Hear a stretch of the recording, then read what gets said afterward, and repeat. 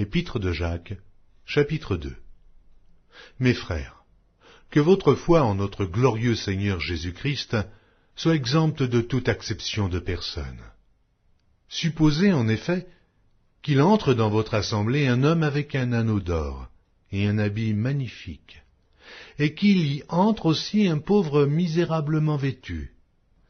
Si, tournant vos regards vers celui qui porte l'habit magnifique, vous lui dites « Toi, assieds-toi ici à cette place d'honneur. » Et si vous dites au pauvre « Toi, tiens-toi là debout, ou bien assieds-toi au-dessous de mon marchepied. » Ne faites-vous pas en vous-même une distinction?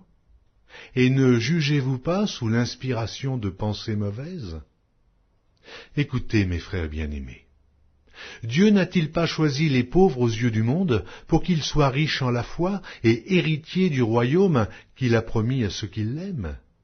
Et vous, vous avilissez le pauvre. Ne sont-ce pas les riches qui vous oppriment et qui vous traînent devant les tribunaux? Ne sont-ce pas eux qui outragent le beau nom que vous portez? Si vous accomplissez la loi royale selon l'Écriture, tu aimeras ton prochain comme toi-même, vous faites bien. Mais si vous faites acception de personne, vous commettez un péché, vous êtes condamnés par la loi comme des transgresseurs. Car quiconque observe toute la loi, mais pêche contre un seul commandement, devient coupable de tous. En effet, celui qui a dit « Tu ne commettras point d'adultère » a dit aussi « Tu ne tueras point ». Or, si tu ne commets point d'adultère, mais que tu commettes un meurtre, tu deviens transgresseur de la loi. Parlez et agissez comme devant être jugés par une loi de liberté.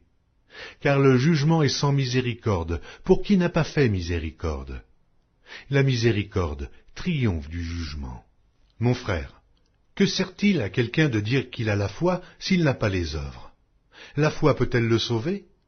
Si un frère ou une sœur sont nus et manquent de la nourriture de chaque jour, et que l'un d'entre vous leur dise « Allez en paix, chauffez-vous et vous rassasiez », et que vous ne leur donniez pas ce qui est nécessaire au corps, à quoi cela sert-il? Il en est ainsi de la foi, si elle n'a pas les œuvres. Elle est morte en elle-même. Mais quelqu'un dira, toi tu as la foi, et moi j'ai les œuvres. Montre-moi ta foi sans les œuvres, et moi, je te montrerai la foi par mes œuvres. Tu crois qu'il y a un seul Dieu, et tu fais bien. Les démons le croient aussi, et ils tremblent. Veux-tu savoir, ô homme vain, que la foi sans les œuvres est inutile? Abraham, notre père, ne fut-il pas justifié par les œuvres lorsqu'il offrit son fils Isaac sur l'autel? Tu vois que la foi agissait avec ses œuvres, et que par les œuvres, la foi fut rendue parfaite.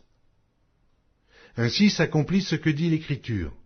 Abraham crut à Dieu, et cela lui fut imputé à justice, et il fut appelé ami de Dieu.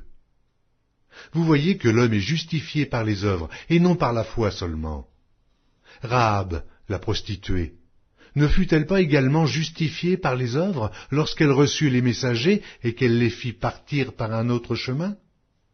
Comme le corps sans âme est mort, de même, la foi sans les œuvres est morte.